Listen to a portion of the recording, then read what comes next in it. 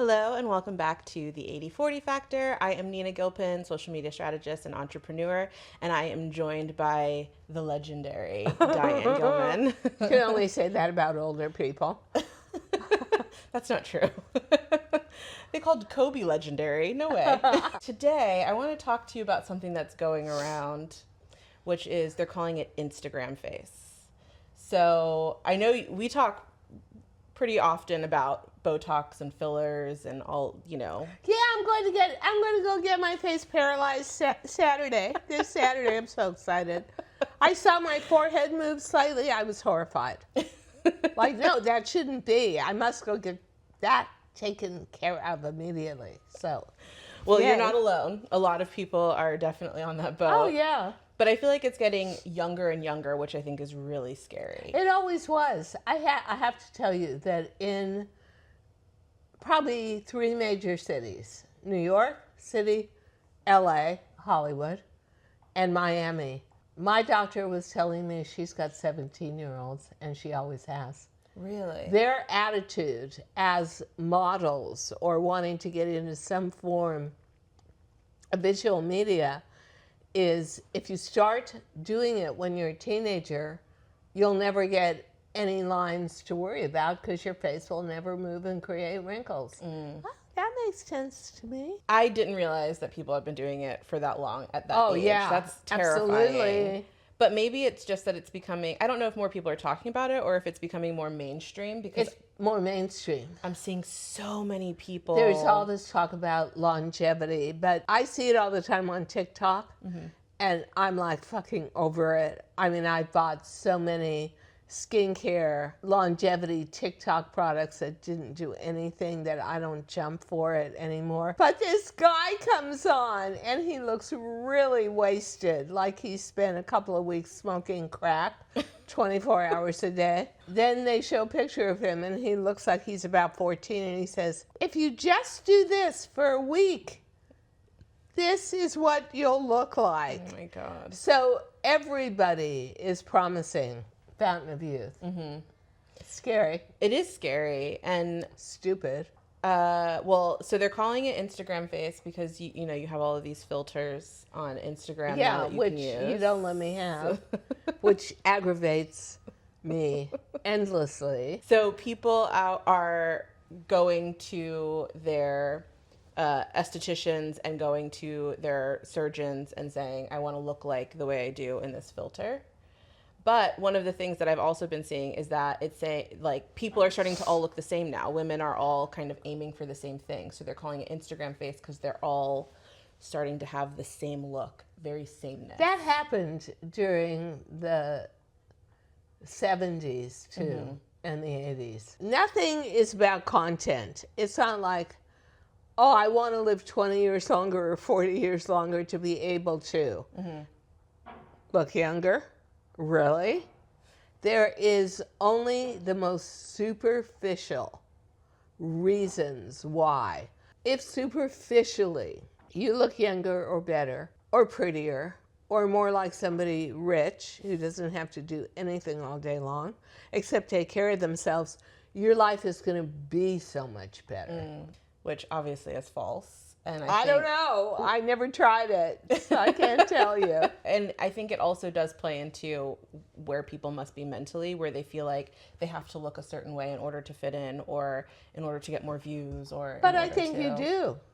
Not always. There's a lot of creators out there who don't look like the norm and maybe more overweight than some people would like them to be. The amount of creators when it comes to fashion, anything about entertainment, you're expected to maintain a level of perfection. And what blows me away, I always think this is so destructive and obnoxious. Somehow, in this society where money is expendable and can be used for really fragile surface reasons, aging is bad. I mean, that's the message. Yeah. Aging is bad. Aging is not something you want.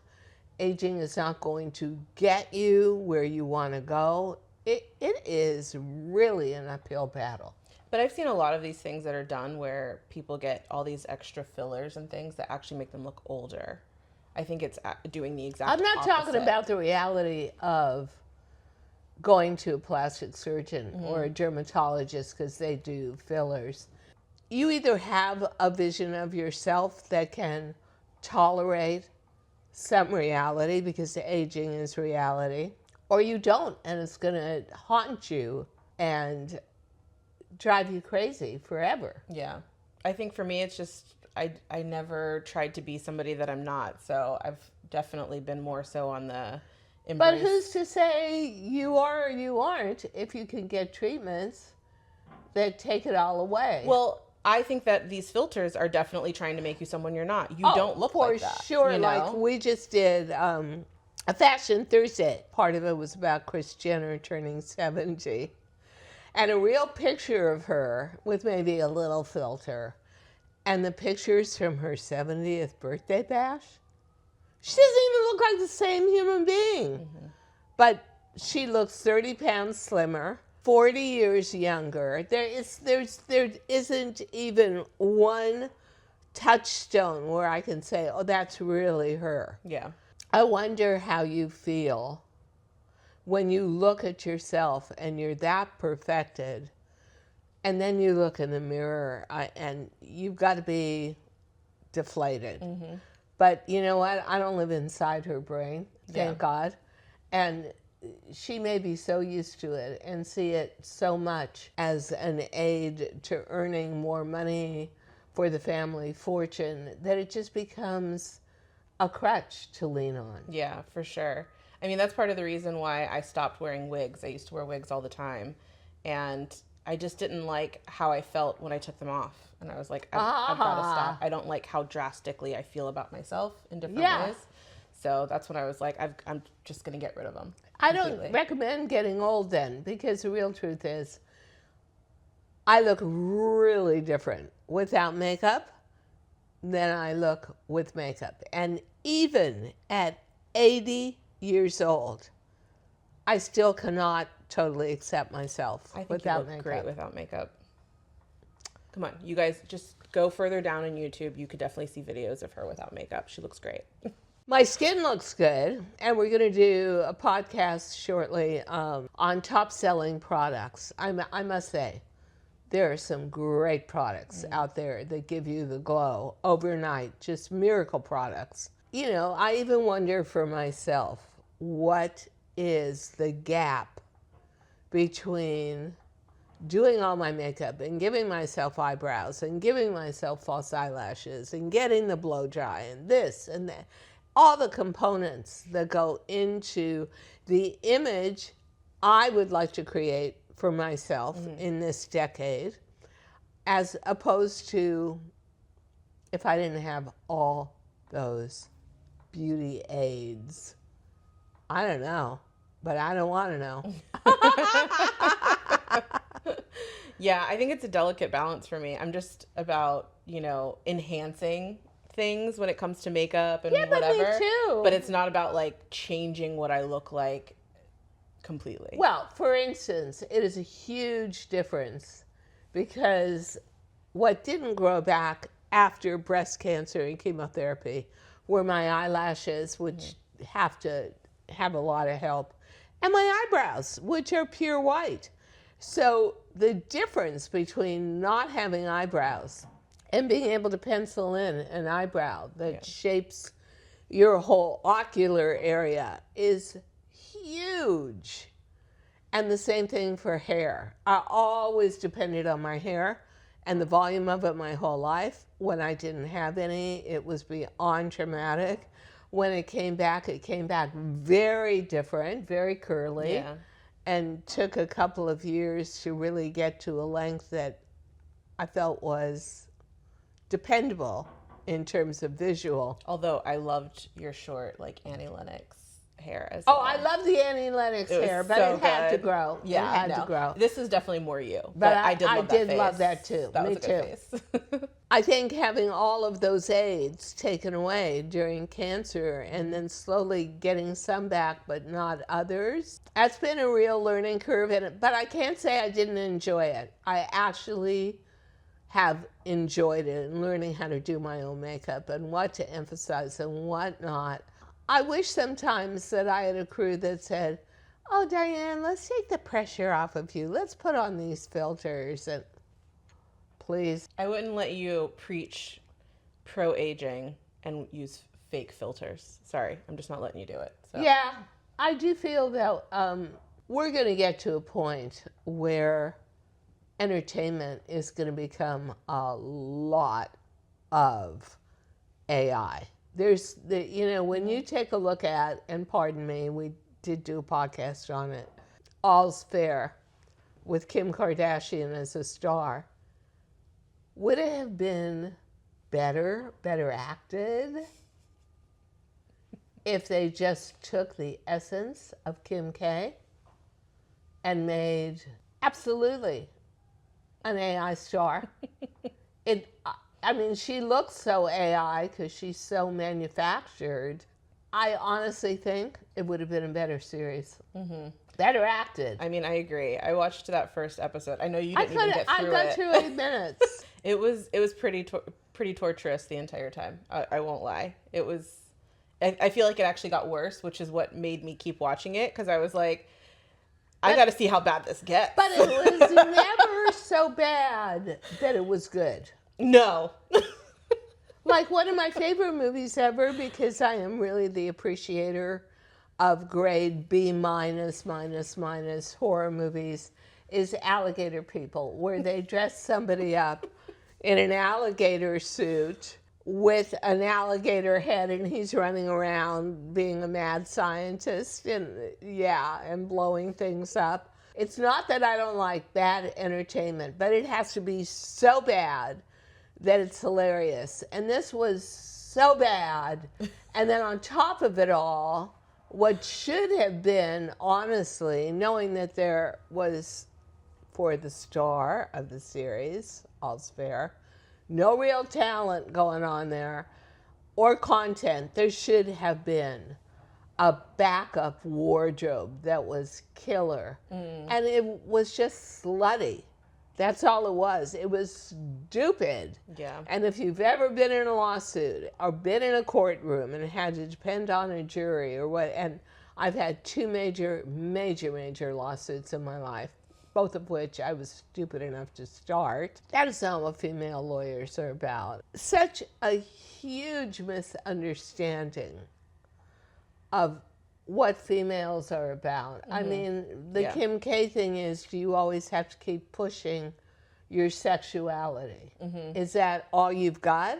Yeah. Right? So your costumes are all super low cut, super skin tight, super high slit.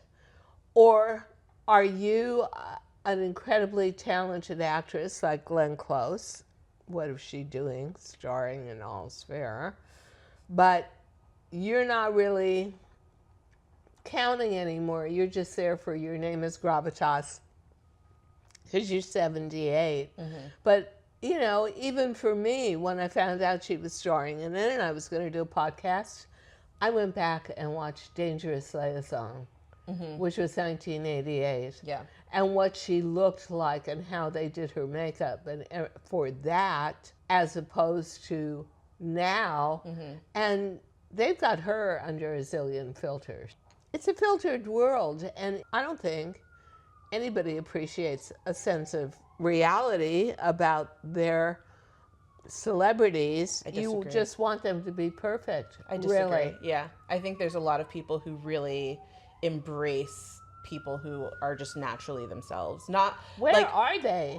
Oh, there's a huge community of them on Instagram and on social media in general, for sure. I feel like it's like 2 parties. It's one extreme to the next. Either you're really for this, like, oh, I want to see how perfect people can get, or you're going, I don't want any of it. Look at the amount of comments I got when we did the dating site from men who said, yeah, so you're 80? When did you take that photograph? I think it's pure curiosity. There's a lot of people who put photos from 10 plus years ago of themselves on dating apps, and you're like, I when you see believe them in it. person, you're like, oh. So it's a legitimate question. I think there are a lot of people who really want to see what real people look like. These people are sweating AI stars like Tilly Norwood. Yeah. And when you see the video of Tilly Norwood, a pure AI star, introducing herself, honestly, if you hadn't told me she was purely AI, I wouldn't have known. I wouldn't have believed it. There was so much nuance in the way she spoke and moved and smiled and laughed. And I think for